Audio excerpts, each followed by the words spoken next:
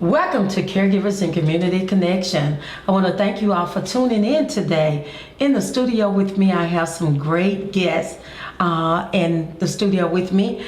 First of all, I have Miss Martha Stubblefield.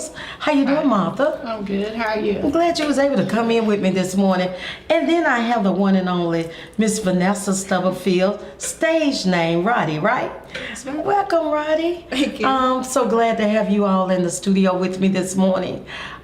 This lovely Saturday morning, talking about a young lady that I seen perform at Mocha Restaurant and Music Lounge.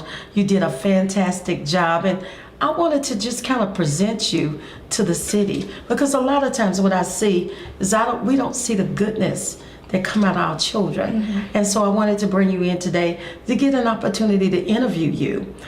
First of all, I would like for you to tell us a little something about you. Well, I'm part of Stars of Chattanooga, and I sing around Chattanooga with them.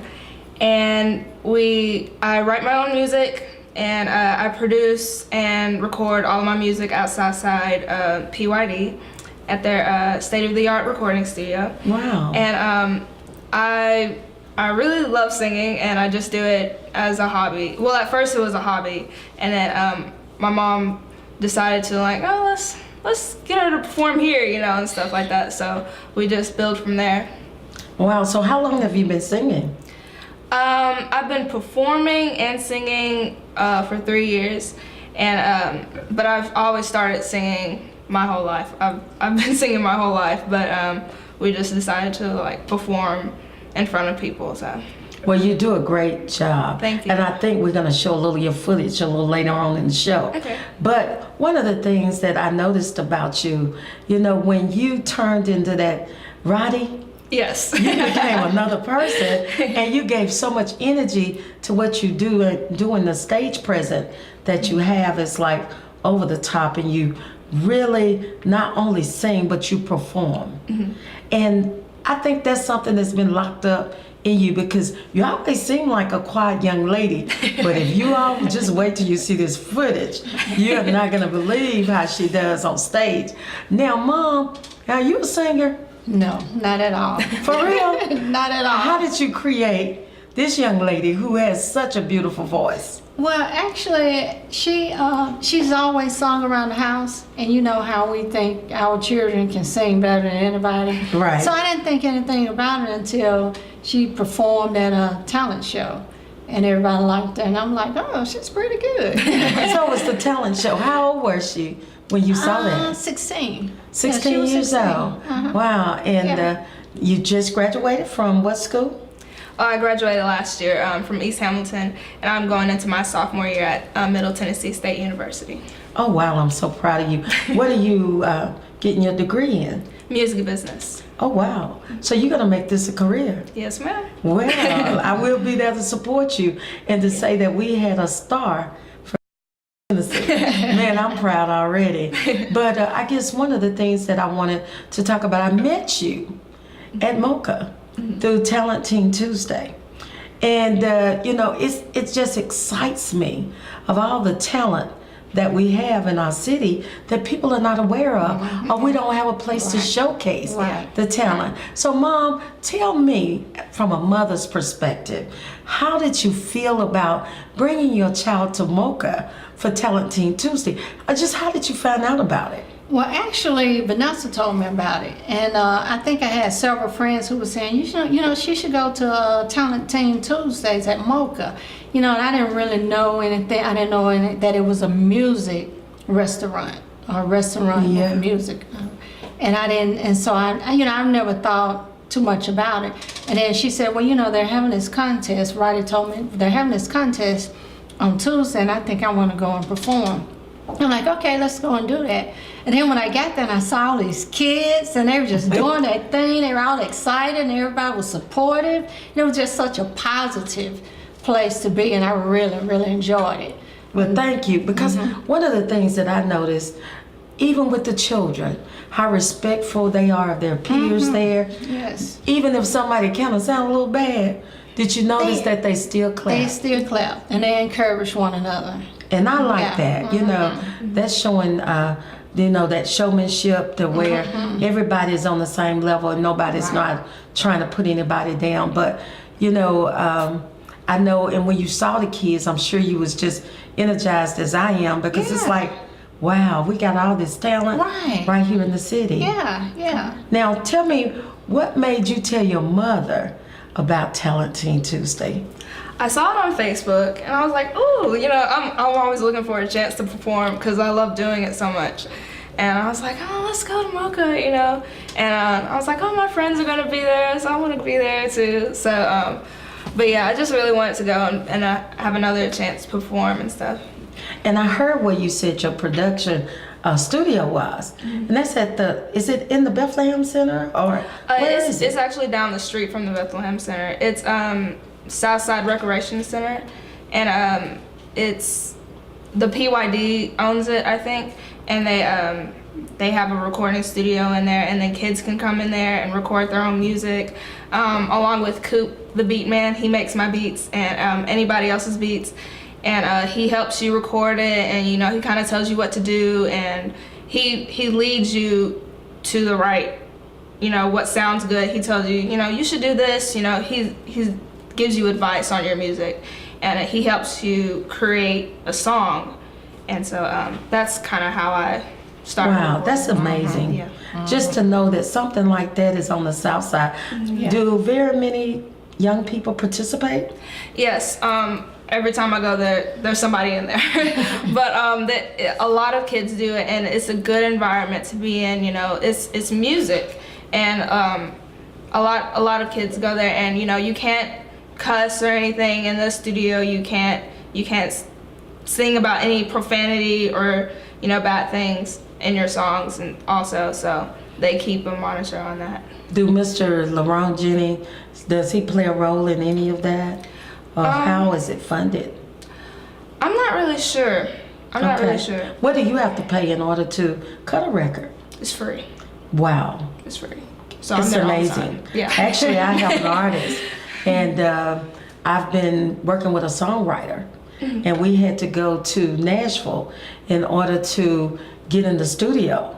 Do you know how much it costs to go in a studio? Yes. And we have something like that free for our children. So, you know, we want to encourage young people to do positive things, because, you know, everybody is not meant to play football, basketball, or baseball. Yeah. So, but they don't know about these avenues or the other different things that we have available in the community. So I'm so glad to know that, because that's new for me.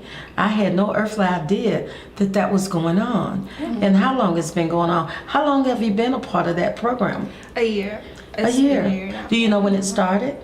I'm not sure when it started, but I just heard about it through a contest, and it was saying how you could be part of Stars of Chattanooga, and you get your song on the radio, and you get to be part of Stars of Chattanooga, and you get to record your song for free. And I was like, I want to record my song for free, because I've been writing. I know that. I've been writing, and I just haven't had the chance to get like a good recorded song. And I was like, oh, I'm gonna do this for free, and I'm gonna enter this contest, you know. And I found out about that, and I was a little bit late getting there because I think the poster was wrong, and they was like, you know, I don't know if we have any open spots. And so but they was like, I'll let you record it anyway.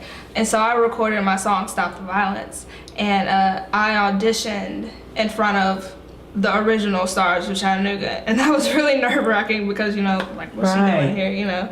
But once I performed the song in front of them, they was like, oh, well, yeah, you know. Got it. Yeah, Because I'm telling you. Yeah, they were very supportive. Yeah. That's excellent. That's excellent, Mom. What did you think about her getting an opportunity to actually produce her own song that she had written? So I thought it was great, and she has like a notebook full of songs, you know, and just to see her put that on music or in music and perform it, you know, I thought that was excellent, you know, because to me, I'm like, she had all these songs, you know, and I want to hear her sing them. And then she finally got that opportunity. Well, you know what? We're going to take a small break, but we're going to give Chattanooga a chance to hear you right now. We're going to come back. They're going to do that right now. Okay. And we're going to let them see you sing and do your showmanship. Okay. Roddie.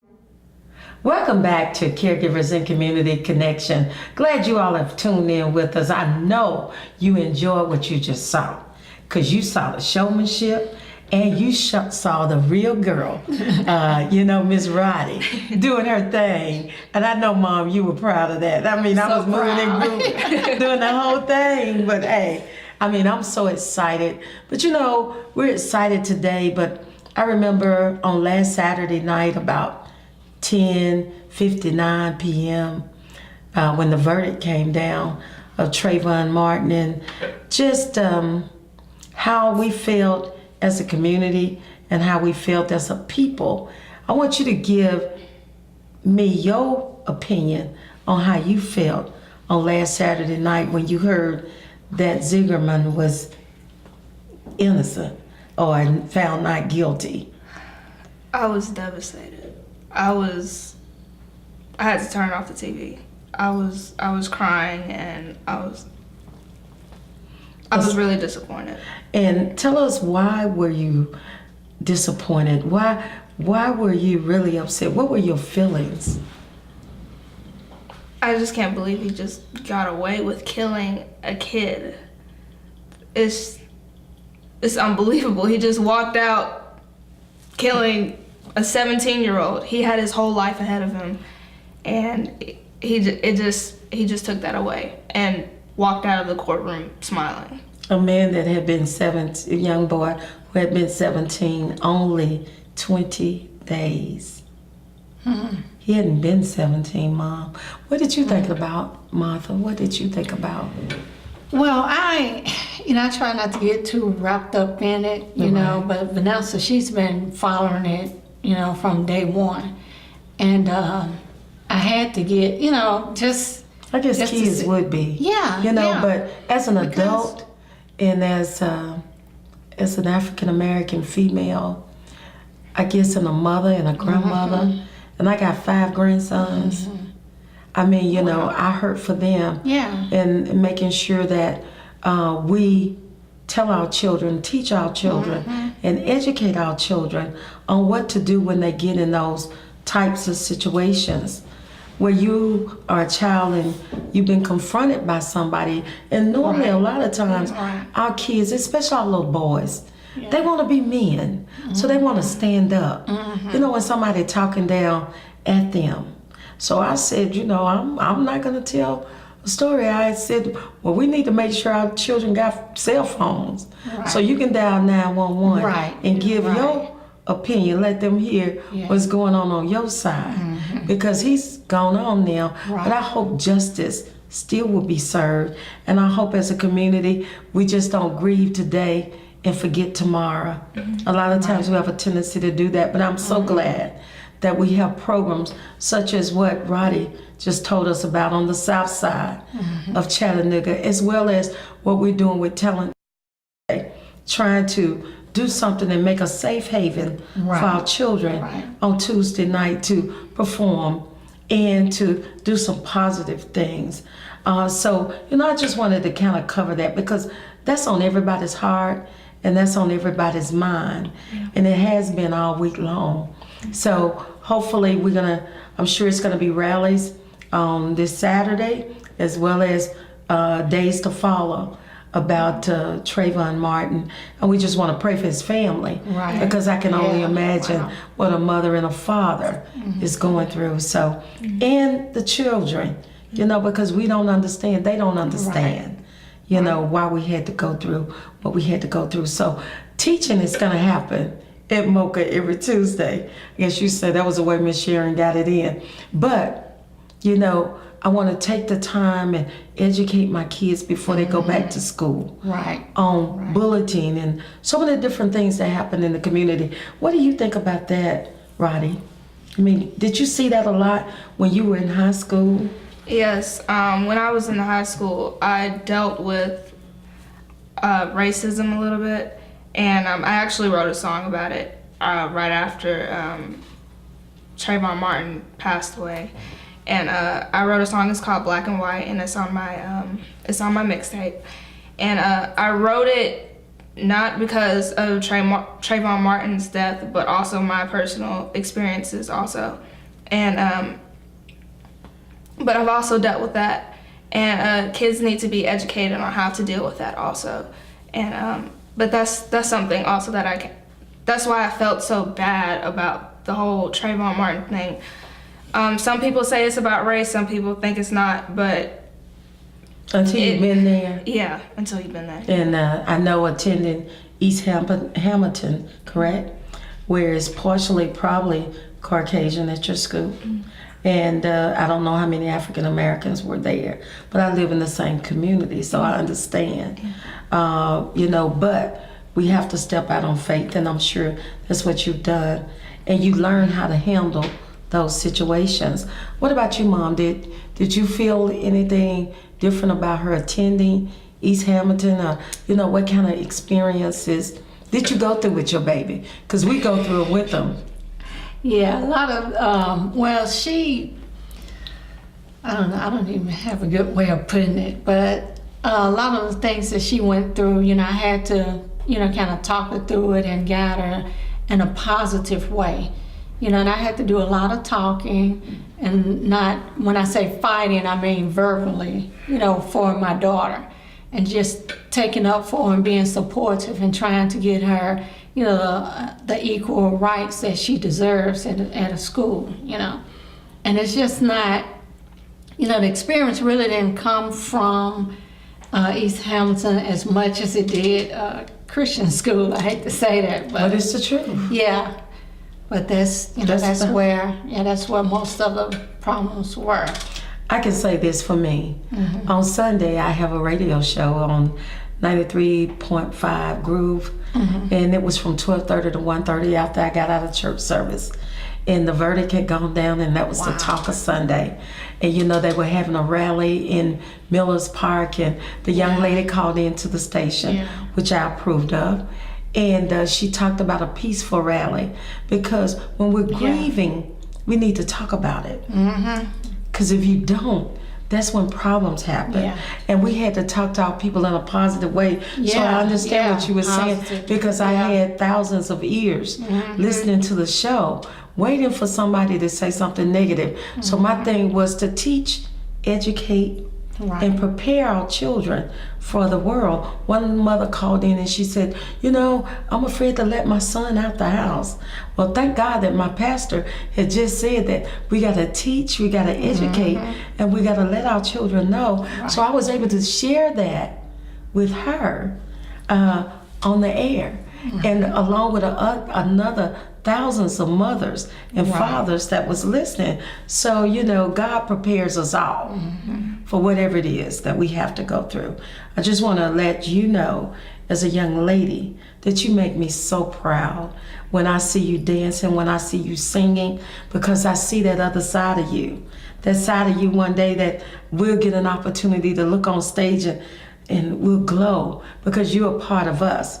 You make up our community. So don't you ever look down on you, because you're gonna be at the top, I know, and over the top one day, and we'll be paying to come see you perform. So, you know, I mean, you know, I want you to get an opportunity to just kind of tell and encourage other youth in the community on some positive things that they can do with their lives like you're doing with yours.